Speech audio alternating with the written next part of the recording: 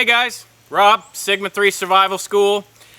Same thing, different day. We're doing traps today, and basically I wanted to show y'all how to throw together a Pauite with no string, or a similarity or variation of it.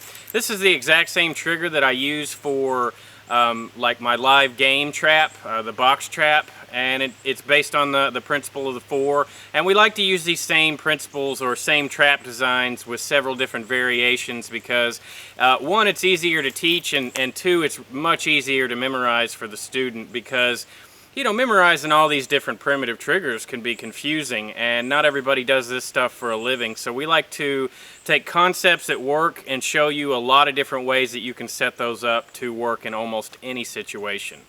So what I'm going to do right now is I just made a 2-stick deadfall video, and I'm going to take the exact same 2 sticks that I had in that video, and I'm going to convert those over to another trap style. So basically all I need are these 2 sticks and 1 trigger stick, and we're going to show you how to set up this effective and quick deadfall.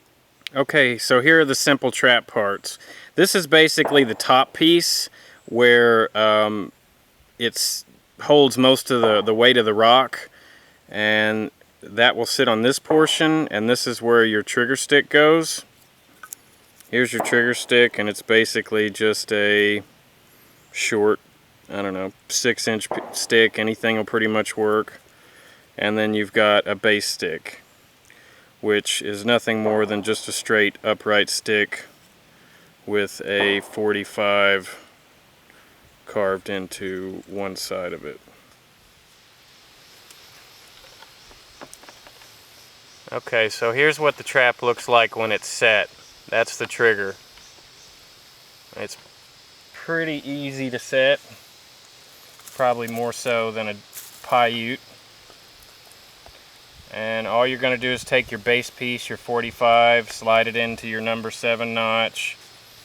You've got a little divot back here that you're sinking your base into.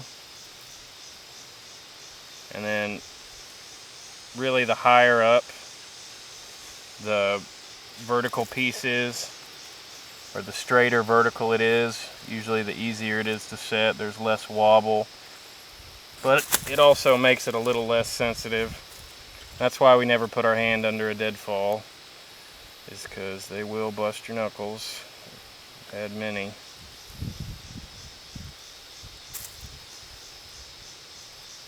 And just find you a little nook.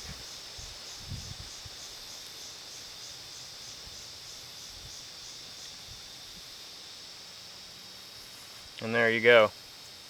It's set.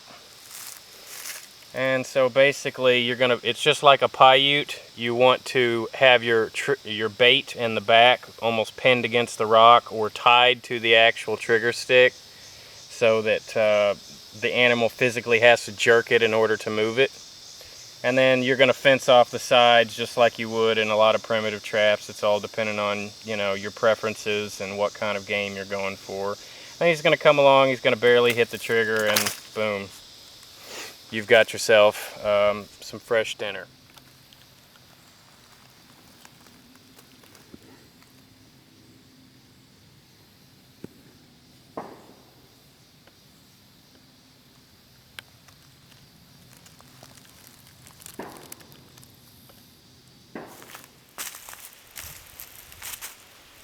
Alright, so that's kind of my version of the no-string Pauite Deadfall. It's not technically a Pauite, but it's really the closest trap out there where you don't actually have to construct some kind of cordage, because you may or may not have cordage in a survival situation if you're stuck some weird place where there's no, you know, cordage. We've got abundance of it around here. I can whip it out of probably 20 different plants just within 100 yards of me, but not everywhere you go is like that.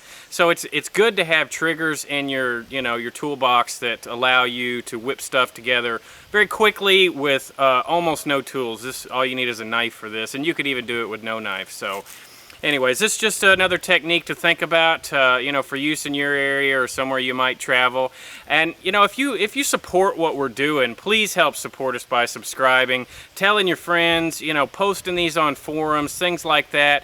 You know, we come out here and we do these videos on a consistent basis for your benefit, and, you know, just help us out by essentially, you know, promoting us and marketing what we're doing. And we appreciate all you guys that have been out there supporting Sigma right from the beginning, and we pray that you continue to do so. So thank you for your commentary, and thank you for your continued support.